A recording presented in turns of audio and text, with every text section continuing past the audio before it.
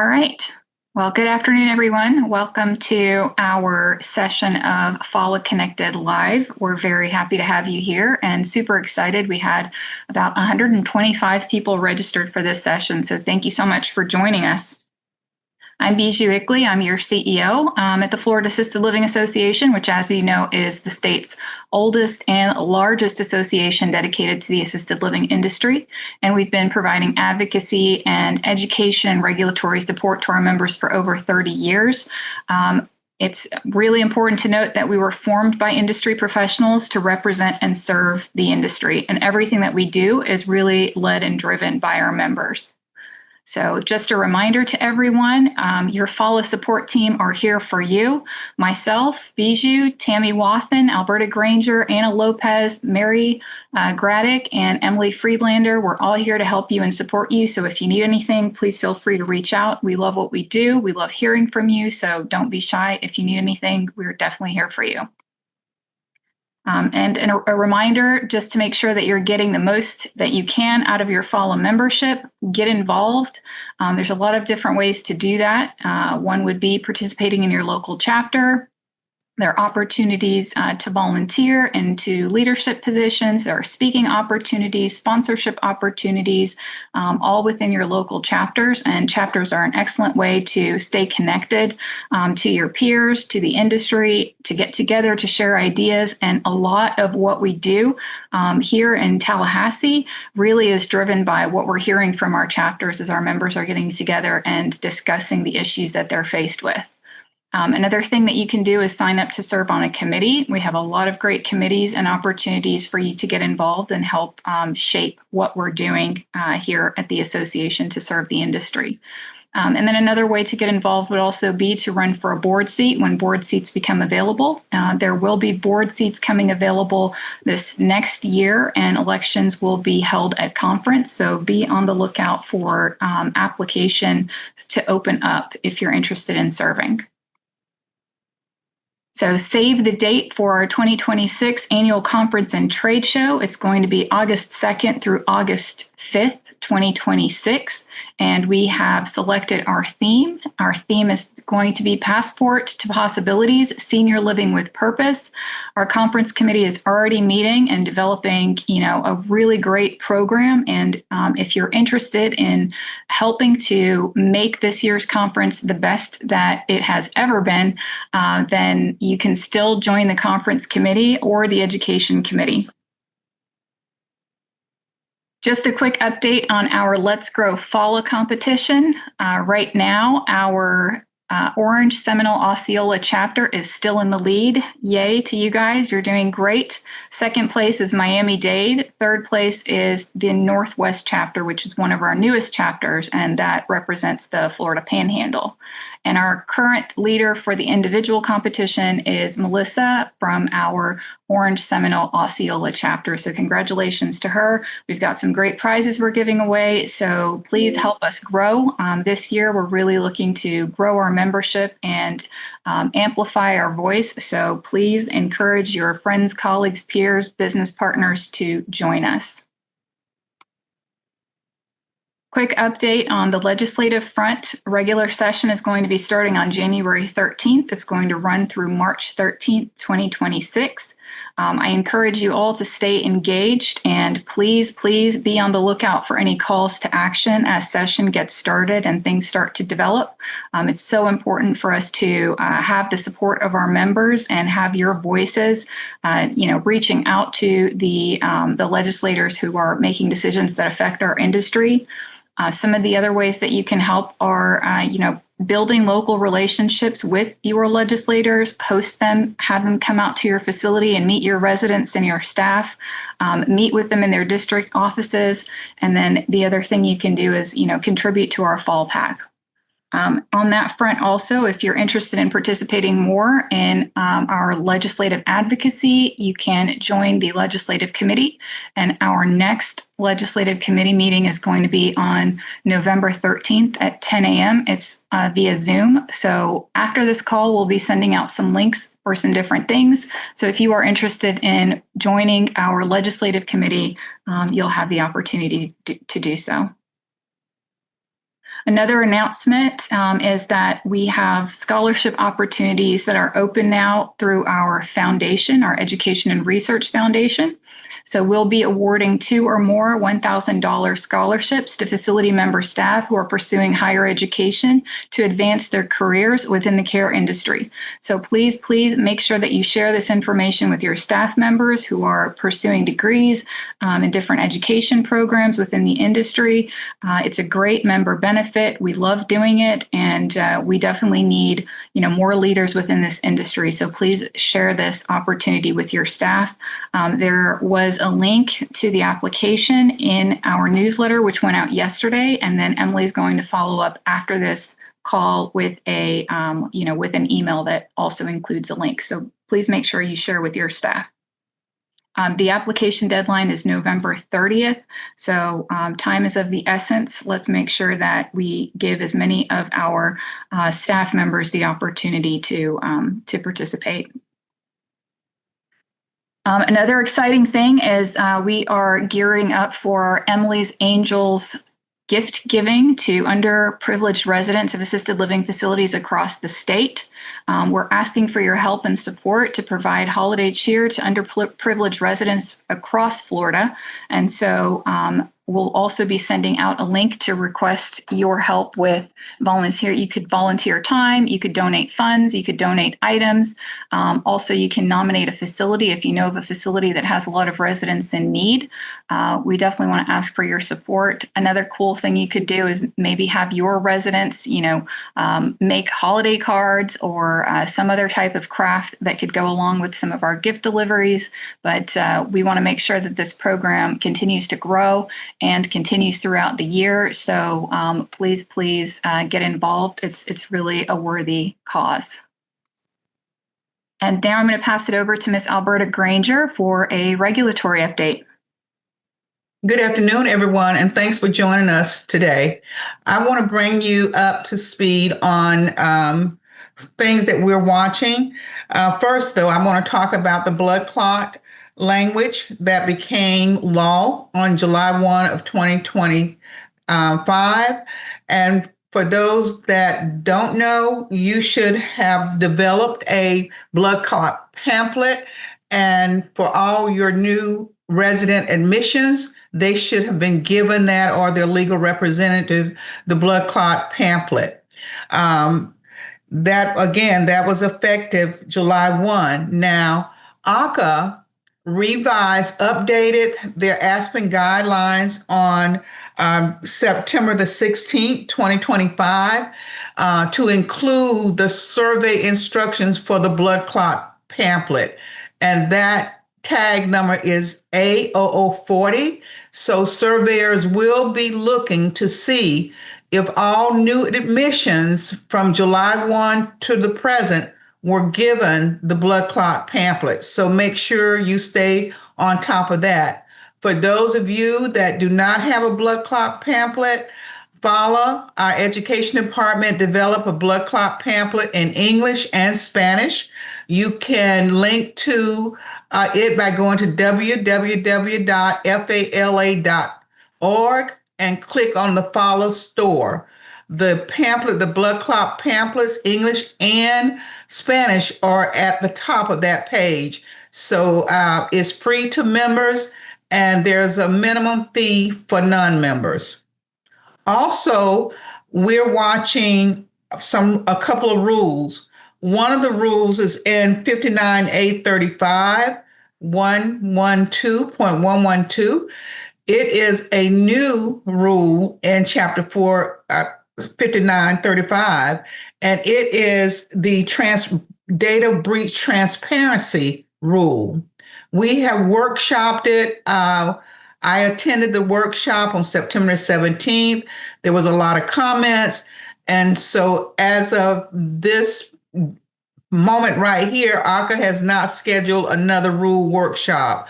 Everyone did send in their comments, including myself, regarding the rule workshop on the data breach transparency workshop that was done on September the 17th. So we're still watching that.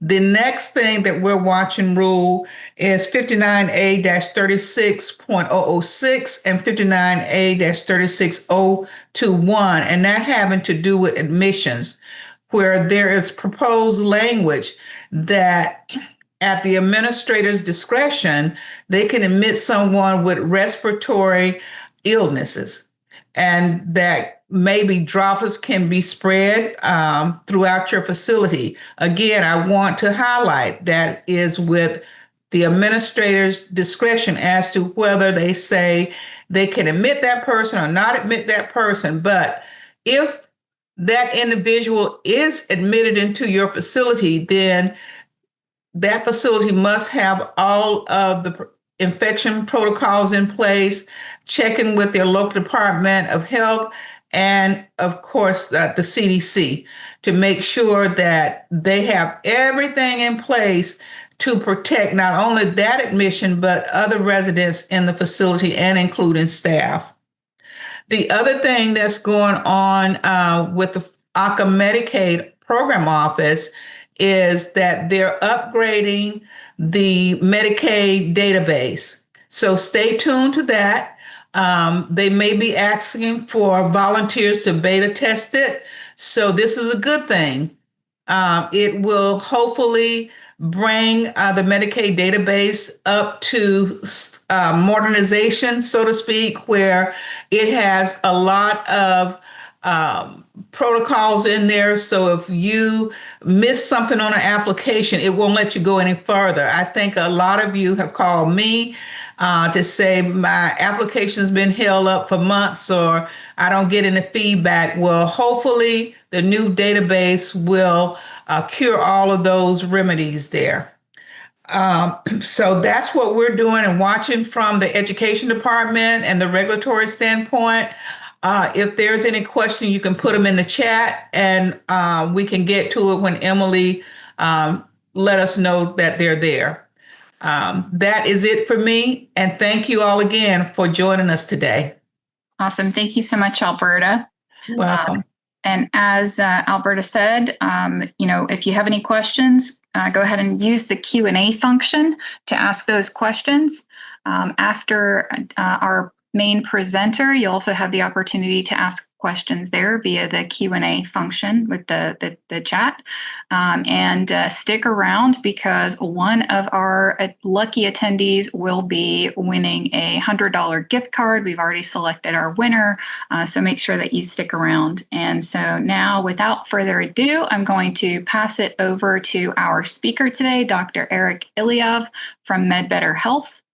And I'm going to go ahead and stop sharing my screen. Dr. Erik, welcome. Yes. Hello, everybody. Can everyone hear me? Yes. We hear you. Yes. You're good to go. Wonderful. Wonderful. Very good. Well, welcome, everybody. And I'm going to share my screen over here. Perfect. And Bijou, give me a thumbs up or vocally if you see my screen. We see you. Yes. Good to go. Perfect. Well, thank you so much, Bijou and FALA, for this incredible invitation. You guys, from FALA perspective, the members are really, really blessed and lucky that you have such an organization to provide you with these educational sessions. What you're going to learn today is really important, and it's pivotal, and it's going to change your trajectory of where the assisted living industry is, in my opinion. So, without further ado, my name is Dr. Erik Ilyayev. We're going to talk today about the GUIDE model. And the GUIDE model stands for Guiding an Improved Dementia Experience.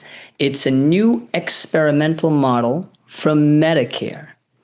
And there's not that many in the state of Florida, but we're one of the few organizations that have been selected by Medicare to participate in the model. And I'm happy to tell you about the model today so you know about it. All right, so before we get into the model, let's talk about some statistics. Now, these statistics actually come from the Alzheimer's Disease Advisory Committee. And let's look at the 2023 statistics. Number of people aged 65 and older with Alzheimer's. In 2020, that number is 580,000 people. Okay, that's only Alzheimer's disease. But we all understand that Alzheimer's dementia isn't the only dementia, right? Dementia is a category, and then you have Parkinson's dementia, Alzheimer's, vascular, Lewy body, frontal. You have all the different. So look at the numbers. Just Alzheimer's alone in 2020 in the state of Florida, there were 580,000 people. Okay, fast forward to what they're projecting in 2025, 720,000 people. These are people who are going to be inevitably in your communities, in your facilities. And if you look at the rate of growth, it's a 24.1% estimated increase. Okay, that's one thing. What about the cost of care? Well, the average cost of care of a beneficiary who has Medicare is anywhere from $8,000 to $12,000, $13,000 a year on average, right? A Medicare beneficiary who has dementia as a diagnosis, any dementia, the cost of care as per 2022 is $31,000 plus. Right? That's a wow moment. So we're seeing, okay, on the one hand, we're having an increase in the population of folks who have dementia. On the other hand, the cost of care is so expensive. What else should we consider, right? Because this is our field, all of us. Well, what about the caregivers, the unpaid caregivers? And I get it. You're going to say, well, Dr. Erik, we're part of the assisted living and we have paid caregivers, right? And I'll mention why Medicare is focusing on ALFs. Even though there are paid caregivers there, why are we still talking about unpaid caregivers? We'll talk about that in a few. But if you look at the numbers, there's 827,000 people in the state of Florida that are unpaid caregivers. 66% themselves have chronic conditions, which means, by the time they become Medicare age, they're going to be very, very sick too, right? And caregiver burnout is real. Close to 30% of caregivers actually have depression themselves. So as we talk about, okay, why is Medicare now focusing on dementia? Why the guide model? Why the sudden interest in the guide model, which I'll talk about, in the caregiver, which we'll define? You see the numbers, right? Now, moving forward, this is a very recent article that came out from my friend Carolyn Clevenger. And it states, I want you to take a look over here, 39% of primary care providers report never or only sometimes being comfortable making a dementia diagnosis. Now, you guys should be thinking, wow, if Dr. Erik said that there's 720,000 of just Alzheimer's, and we know there are other dementias, and 40% feel uncomfortable making the diagnosis, how big is this number in reality? Right? At least 2.5 times more than this number. So that is the reason why Medicare is focused on dementia now as one of the alternative payment models, right? When you think about alternative payment models, a quick 60-second introduction, and Bijou and I talk about this all the time because she's very knowledgeable in this, is the difference between fee-for-service Medicare and value-based medicine. Because the guide model is a value-based medicine program. It's an alternative payment model. So what's the difference? Okay. If I am a doctor or a medical community that accepts Medicare and I'm seeing your grandmother, for example, every time I see your grandmother, I get $100 a visit. Let's say, okay, great. I see her 40 times a year. I get 40 times 100. Wonderful. I'm not at risk for anything. I'm not at risk for the quality.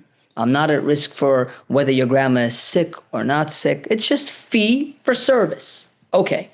In that situation, I as the doctor or I as the provider or as the hospital or as the ACO, for example, I have no skin in the game. So I'm just going to spend.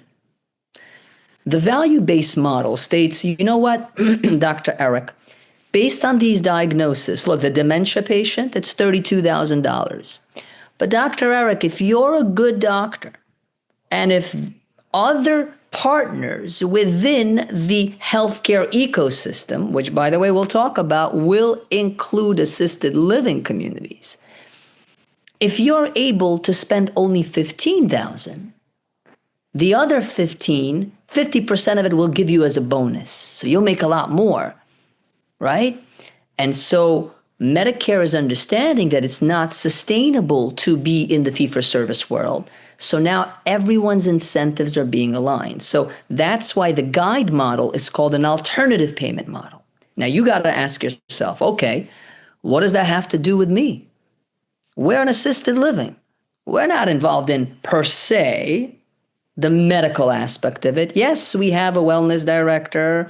Yes, we have a doctor who comes in that may work for himself and he swings by and see. Yes, but what does that have to do with me? It will in the very near future. And the planting of the seeds is the guide model. The guide model focuses on, the purpose of the model is to enhance dementia care in two places. In the community, meaning in the home, and in the assisted living. In fact, that out of the 98 pages of what the guide model is, there's heavy emphasis on the assisted livings. And if you're like me, you begin with the end in mind. You know Medicare is not going to do anything without looking 5-10 years down the line. They know they want ALFs to be involved in the quality of care.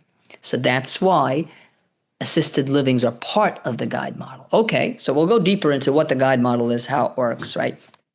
Next, this was launched by Medicare, and it's an 8-year experimental model. Started in 2024. It's going to run another 8 years till 32, right? God knows how gray my hair is going to be in 2032, right? But it's a long time. It's a Medicare program. It doesn't change the patient's insurance. It doesn't do that little scheme where, it takes them to another Medicare Advantage or some other group. No. Everything stays the same. They're doctor, they're specialists. What's the scope? Well, the goal is focused on providing the keyword longitudinal interdisciplinary dementia care, and we'll talk more about that. And reducing the burden on the healthcare system by decreasing preventable hospitalizations, improving quality of care, and also focusing now on the caregiver, which we'll touch. The role of ALFs is really pivotal. Assisted living facilities are positioned to become pivotal care hubs. We'll talk about this in a little bit, but you have to understand where the trajectory of our healthcare value-based ecosystem is going, and ALFs are going to play a huge role for individuals with Alzheimer's and dementia under this model. So, who is this program for? Well, I want you to meet Michael and Jane. Michael is a person living with dementia. Jane is the caregiver, and we're going to define what a caregiver is in the home world and in the assisted living world. So, let's look at Jane, the caregiver. So that by definition, in order to be part of this model, Jane is a relative or non-relative, unpaid, and you're thinking, but hold on a sec, we're ALFs, we're getting paid, we'll get to that. Unpaid, who assists the guide beneficiary with activities of daily living and or instrumental activities of daily living, depending on the need. And they either do it episodically, daily, or occasionally. So let's look into okay, you have Michael, Jane's dad. He's in an ALF. Okay, so a lot of the times in an ALF, we help with ADLs, right? Yeah, we do the washing, we help with the moving around, with the transferring, we provide the food. But you know what? Jane is still very much involved. If you look at the IADLs, Jane may be paying bills. She may be working on budgeting. She may be coordinating care between hospitalizations, MRIs, CAT scans, lab work, right? She may be doing all of this, and she's involved. She may be purchasing clothing. She has to. Oh, hold on. Mom is hospitalized. Who's going to go to the hospital? Who's going to sit there? Who's going to coordinate with the doctors in the hospital? Oh, mom is now discharged from the hospital to an ALF back. Who has to be there more often to make sure things fall into the right place? That's Jane. So, what happens? Well, Medicare is now thinking about Jane. Because remember, 66% of Janes have chronic diseases and they end up going to the Medicare pool. So we want to make sure we relieve Jane. Okay. And what about Michael? Well, Michael is a person living with dementia. He's in assisted living, but there's certain criteria which are very, very important. Number one, he has a dementia diagnosis, a clear dementia diagnosis that some provider, some physician, nurse practitioner in his record. Okay. He's also in the original Medicare. He has Part A and Part B. He doesn't have an Advantage plan. He's not in a nursing home. He could be in an ALF. That's fine. This program is designed for folks in the assisted living. Also, he's not on hospice. Michael is not on hospice. And Michael is not enrolled in PACE. So as you're looking at, okay, who is eligible? It's Michael with these criteria, who has a caregiver, who is involved, who is burdened. And we'll talk about how we determine what is burden, right? Very subjective. Is burden. How do you objectify that number? And there will be eligible for guide. So, great, Dr. Erik. You kind of gave us some overview here and there, but what is guide? What do you really provide? What does Medicare provide and pay for now that it's never paid for before? Well, number one, we'll talk about respite services. So let's read the definition. This is straight from Medicare. A subset of beneficiaries. So automatically, you guys should have a light bulb. What does that mean, a subset of beneficiaries, right? That's kind of vague. In the model, will be eligible to receive payment for respite services. Okay, that's also vague. What are respites? What kind of respite services? So let's break that down. Remember Jane? So once Jane and Michael are referred into the model, they're assigned a care navigator and a dementia proficient provider. Okay. The care navigator starts to talk to Jane and ask her 22 specific questions called the Zarit-Barrett Index, the ZBI.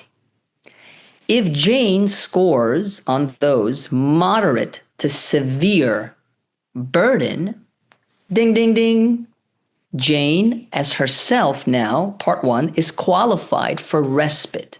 To be discussed what that is. Dementia proficient provider then speaks to Michael. Michael is the person living with dementia. And now they quantify the level of dementia. Is it mild? Is it moderate or severe?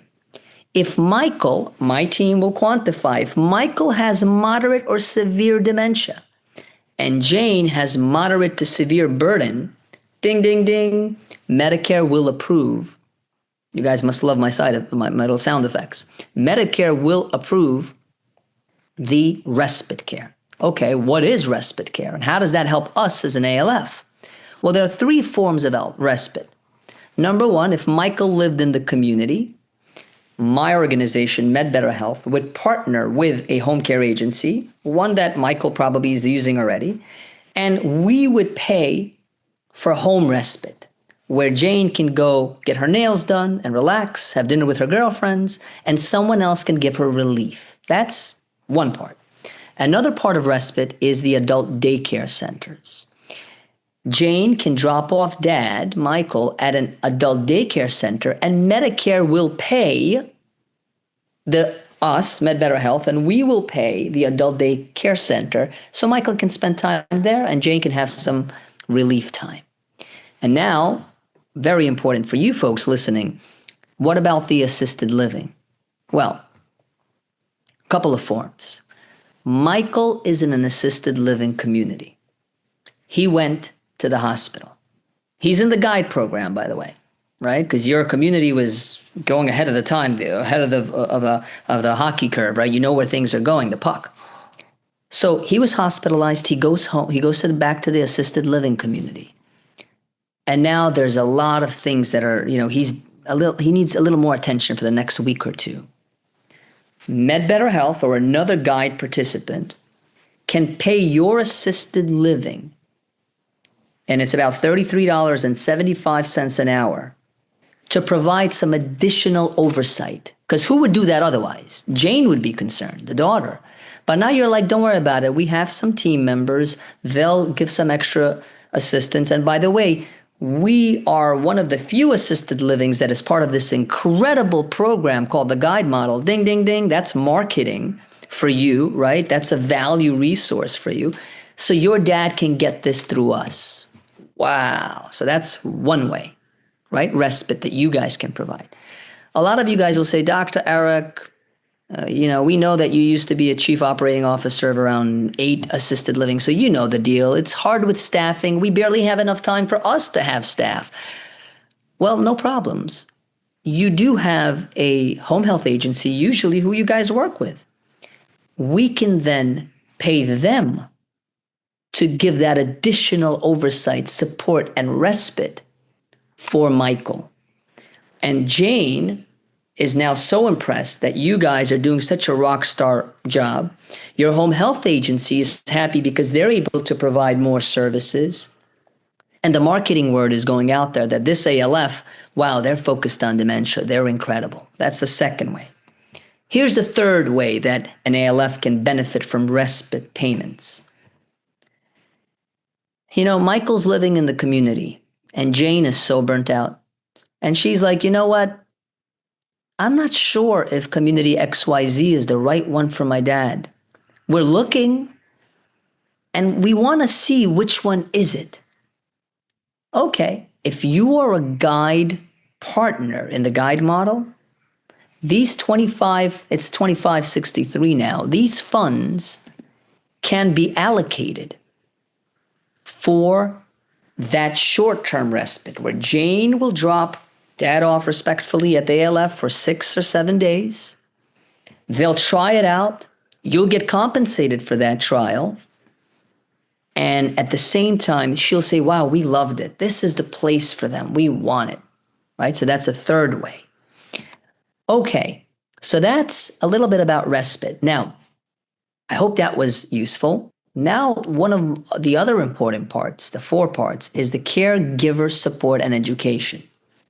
Guide participants, meaning our organization or other guide participants, will provide a caregiver support system, which must include caregiver skills training, dementia diagnosis education, support groups, and access to a personal care navigator. On our team, Alyona is one of the care navigators who calls and educates. He'll say, Dr. Erik, we've seen all these buzzwords before, care navigation, care management. Come on, this is just, buzzwords. Well, let me give you an example of what a good guide program, what we do.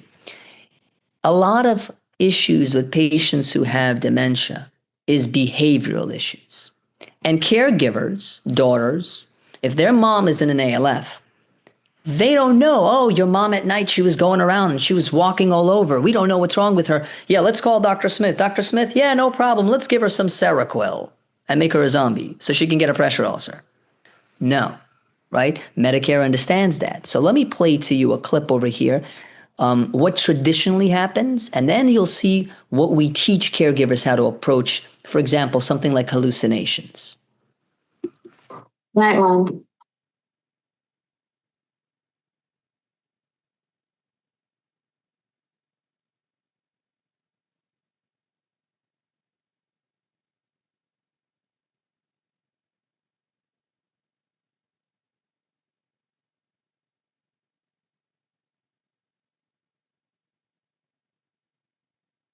Honey, help me. What's wrong, Mom? There's an evil man in the room. Mom, please. There's nobody here. No one's here. Go back to bed. Come on. Look, there's nobody here. All right, go back to bed. Got a big day tomorrow. Come on. Good night, Mom. So I want you to look at, first of all, and no one's to blame. As caregivers, we're all burnt out, right? But look at the approach. Come on, Mom, there's nobody here. Get back to bed, right? That's one. So it takes a lot of training. Let's see the right. Good night, Mom. Here's the right way to approach the situation. And this is what we train our care navigators and the guide model. We offer these resources, both one-on-ones, support groups, and through skits like this. Here's the right way to do it. Honey, help me. What's wrong, Mom? There's an evil man in the room. Oh, really? Let me take care of it.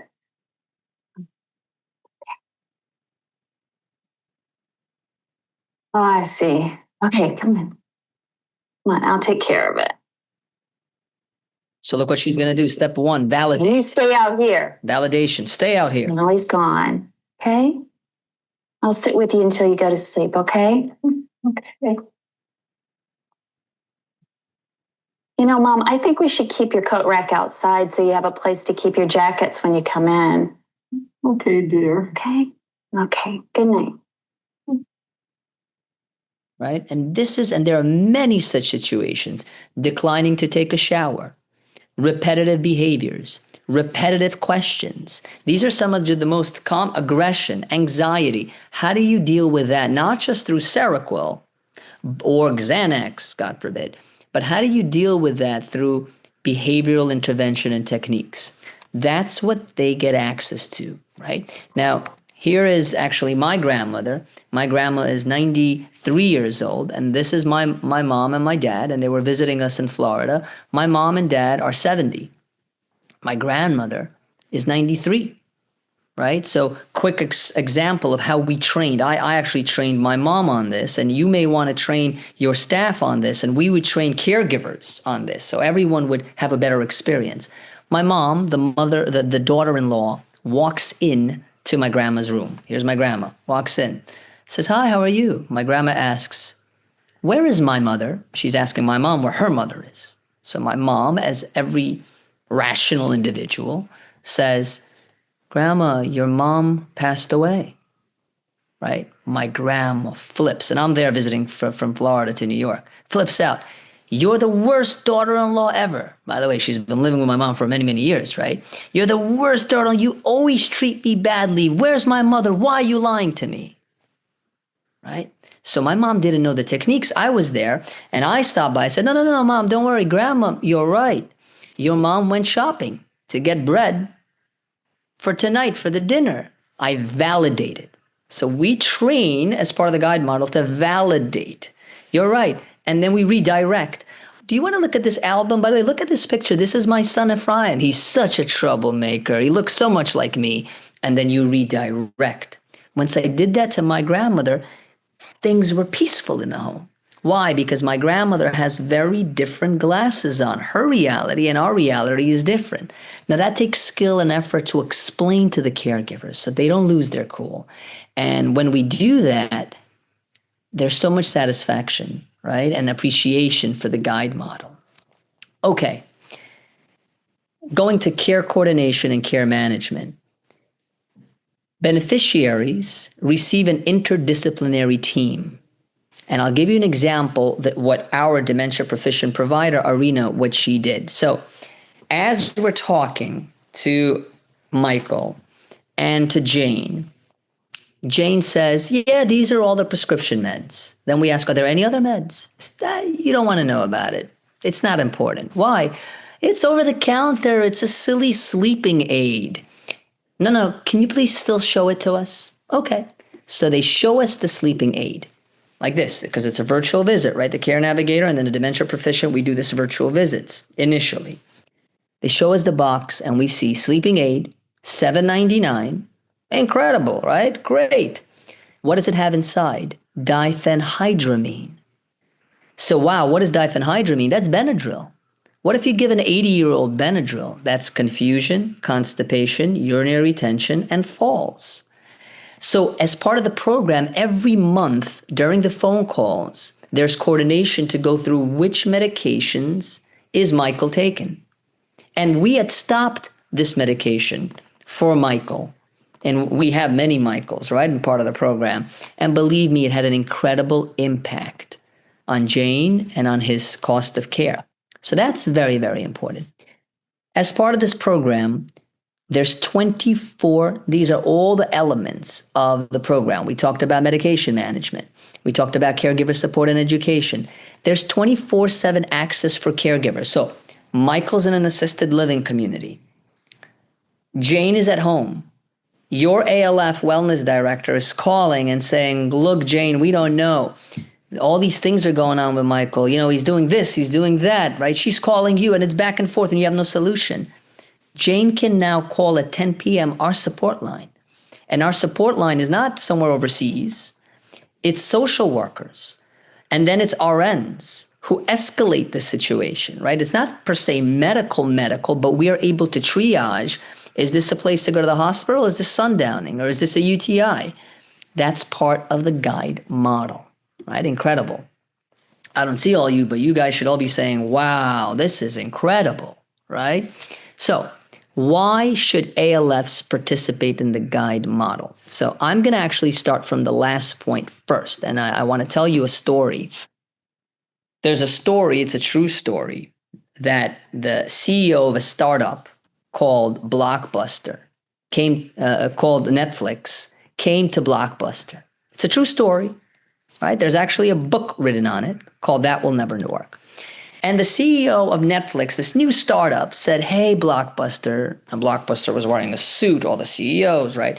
Said, look, man, things are evolving. We're moving away from the traditional way of doing things with video cassette players. We're going digital and DVDs. And the Blockbuster guy heard him out and said, no. That will never work. What we've been doing, we'll continue to do, right? Well, how many Blockbusters are there left in the world? And I think this is actually an old statistic because I believe it actually closed now. There's 1 out of 9,000. 1 out of 9,000 Blockbusters. Why? Because if you don't evolve, you will dissolve. What does that mean for us, Dr. Erik? That's a great story. And if you want to read the book, you could read the book. But healthcare is changing. I had a conversation yesterday with a payer. And the conversation, I can't disclose who. Biju knows this organization very well. And we were talking about assisted livings. They came to me and said, Dr. Erik, we're focusing on ALFs now. I said, what do you mean? They said, well, we understand that with the guide model and everything else with value-based medicine, that assisted livings right now are in the Blockbuster world. They get paid for, the housing, the food, and all that. But we know where it's going. We know that it's going for Netflix. And we are now approaching assisted living communities with value propositions of, we're going to pay you to do coordination of care. We're going to pay you additional funding for Mr. Jones or for Michael to do coordination of care, and for you to be responsible also for the cost of care. And we'll give you an upside. If we all win, you win, and we win as a ACO or a payer. Okay, you're going to say, well, we're not going to go for that. We're just not going to sign for that extra per member per month. And I can't disclose the details, but they were actually pretty good incentives that they were offering. And so you're going to say, some folks, Blockbusters, we're not going to work with them. No problem. There's a solution. The thought process is, and Biju and I, when we were on stage at the FALA event in Orlando a little while ago, there was a presenter there who was part of an ACO, and he said, we will, if we see our members are in ALFs that are high-cost ALFs, we will do our best to redirect them to better care ALFs, where there's the cost of care is low, the quality of care is low. This is just the beginning of the transformation. And so you have an incredible opportunity through the guide model, through other models, to participate in this change. Because as I always say, if you don't evolve, you will dissolve. Okay? And that's just gone through history, through anywhere. IBM, where is it now? Right? The other opportunities are access to funding streams. Participation unlocks funding for respite, which we talked about. There's additional funding now, supplemental care, and it enables you guys to serve residents better and get compensated for it too. It strengthens your community engagement. I remember when I ran the ALFs, we had these marketing events, right? We'd call different folks from the community, right? It's part of an outreach. Imagine being a specialist and proficient in dementia and also participating in this new innovative model. How is that for a conversator starter? Hey, your mom has dementia, I heard, and traditional medical. Well, by the way, our assisted living is partner in this new innovative model, and we could give mom more services if you join with us. Really? Yeah, not every other assisted living is in that because they're in Blockbuster, we're in Netflix mode, right? And that's incredible. And the third point is bridge to future business. We mentioned that before, where you help families even before they're ready for placement. They can use the respite. They love what happened within your ALF. Even if you have a 2-week minimum, the fact that there's an organization that will pay for 7 days and the family will only have to go out of pocket for the other 7 days, that's a game changer for the family too from a cost of care. That's $2,500 in their pocket. That's huge, especially in our economy today, right? With Amazon laying off 14,000 people, there's a lot of uncertainty. And we've talked about this. Okay, how can ALFs join the guide model? Well, if you go to Google and you type in CMS guide model participants, the first link that will come out, you'll click on it and it will have an Excel file. There was about 390 of us nationwide. It dropped to 300 because not everyone could run a tight ship, as you know, in any healthcare organization. In the state of Florida, there's around 30, but realistically about 10 who are very, very active. Because as you know, with Medicare, for us, you don't partner with Medicare. You're not paid by Medicare. We pay you guys as private pay.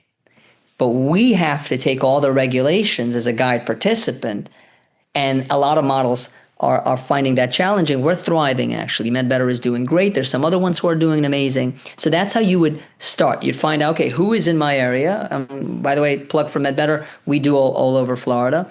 Number two, you would then register as a guide partner. How does that work? Well, you would talk to a guide participant. There would be a contract that's signed, right? A real contract. It's a simple contract. It's mandated by Medicare that we as a guide participant pay you a certain amount and you have certain responsibilities, which are pretty standard in our healthcare world, especially many of us here are overseen by ACA. And so those requirements are very, very similar, if not identical, to what's required from a compliance perspective for the guide model. And then we would submit your application as a guide participant to Medicare. It takes them anywhere from 4 to 6 weeks to evaluate and approve the partnership. And then you would go live and you would market it and you would benefit and you would evolve. And we've talked a little bit about this, so I'm going to leave some space for questions. I'm going to leave this here. If you're interested in discussing further or learning more about the guide model, feel free to take a picture or scan the QR code. It's a link to my schedule. It's a 15-minute spot. Happy to educate you some more if there's interest.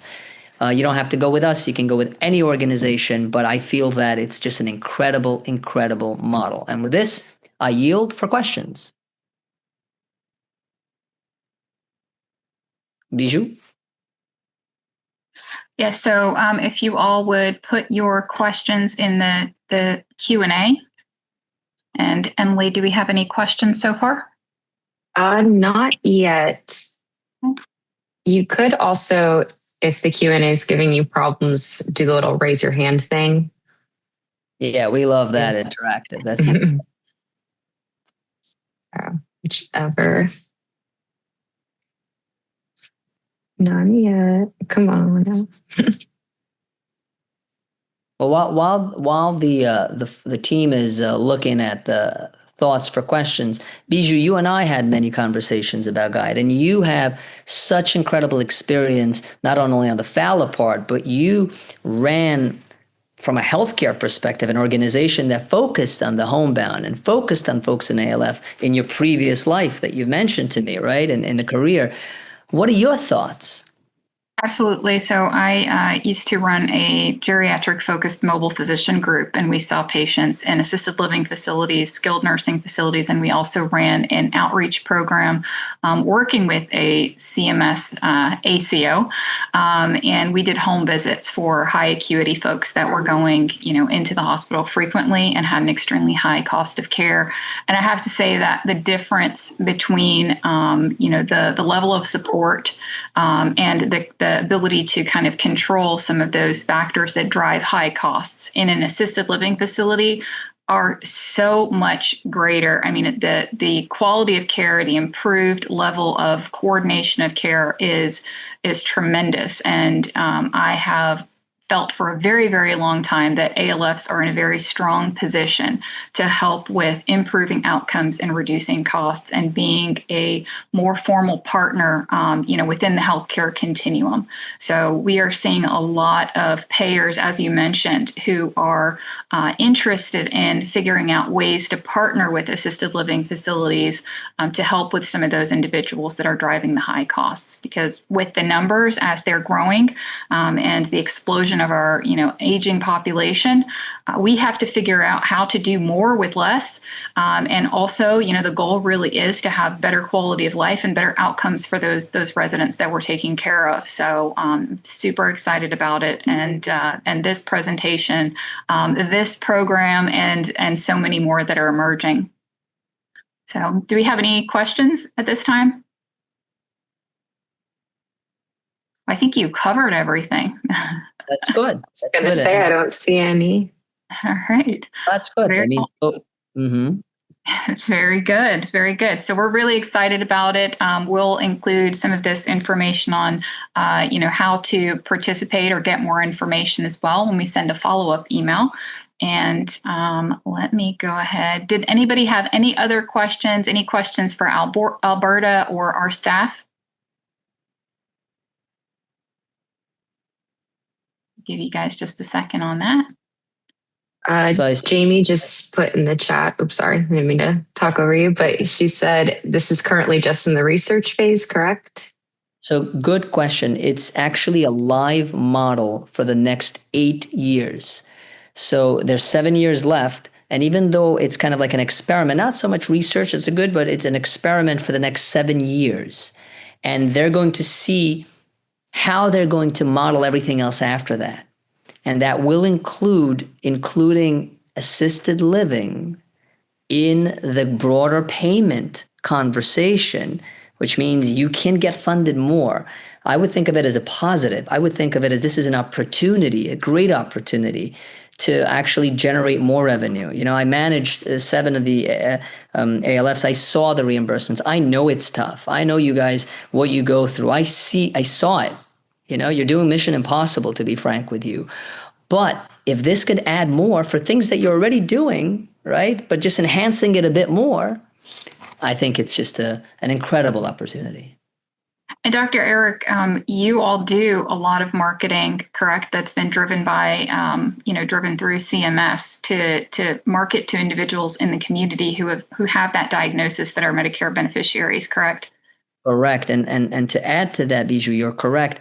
Medicare in the next 2 weeks will be sending out to every beneficiary that they have with a diagnosis of dementia that this model is open. And also they're going to link by zip codes, like we're in Florida, which organizations participate. So you should be it's good that you're on this call as your participants. You're going to be getting calls from family members. Hey, I got this new thing. What is this about? And you'll be better educated about it, thanks to the great FALA organization. And it's just so important, I think, to be a resource to the community. So, you have your current residents. You can help connect your current residents and families to additional resources that are available to them. but also you can help individuals that are not within your community by connecting them to those resources as well. So I do think it's a great program. I'm excited to see what the results are within the next 7 years, and I hope that a lot of our members do get engaged and start participating. But thank you so much, Dr. Erik. You are always super educational. It's always a pleasure to interact with you and to hear from you. And so now let's talk about, next month. We do have one more question. Oh, sorry. Go ahead. I don't want to cut you off. No, you're good. But no, it came from Dane. He said, how does the care reimbursed when discharged from the hospital? So I guess how does reimbursement come? Yeah, that's a great point. So about the hospital, think about this. Michael is in the hospital. Now Jane is exhausted. She was there for 2 days with Michael. She needs some relief. And she'd really like for someone else to be there in the hospital. There is an opportunity for Medicare as part of the respite to pay for that now, right? For someone else to be there for 2, 3, 4 hours in the hospital communicating with Jane, right? It could either be from the home care agency, right, that you're associated with, or it could be from your ALF, which I know is tough because you may not have those resources to send out. And the compensation is very simple. It's paid by hour, $33.75 an hour, which is pretty competitive, to be frank with you. I feel we've heard from our partners here, and your organization will be compensated for that time, up to the $2,500. And Dr. Erik, on that note, so if it's a resident of an assisted living facility and the individual is in the hospital, would these resources would be available also to that individual if they needed someone to be with them in the hospital or to help with. Yes, and because the reason is because this whole program for the caregiver is for respite for the caregiver. So think about it. Jane is in the hospital, but now she has to go home and take her kid to the soccer, but she really wants someone else to be with mom for these 2 hours because it's a critical time, post-surgery, post-something, right? They can activate this. And it's not all like they could use a $2,500 where maybe the home care agency would get paid for those 4 hours. But then when they go back into the community can offer their own hours separately, right, for being with with Michael in the community. Awesome. Very good. Any other questions? Thank you, everybody. Have a wonderful day. Thank you, Dr. Erik. Appreciate you guys. Thank you. Bye. So next month, we'll be doing a deep dive into Medicaid long-term care, including contract requirements, reimbursement methodology, and we'll be looking at the updated LTC risk adjustment model. So this time we were talking about Medicare. Now we're going to be talking about Medicaid LTC. And so I hope you'll join us on Wednesday, December 3rd from 12:30 to 1:30 p.m.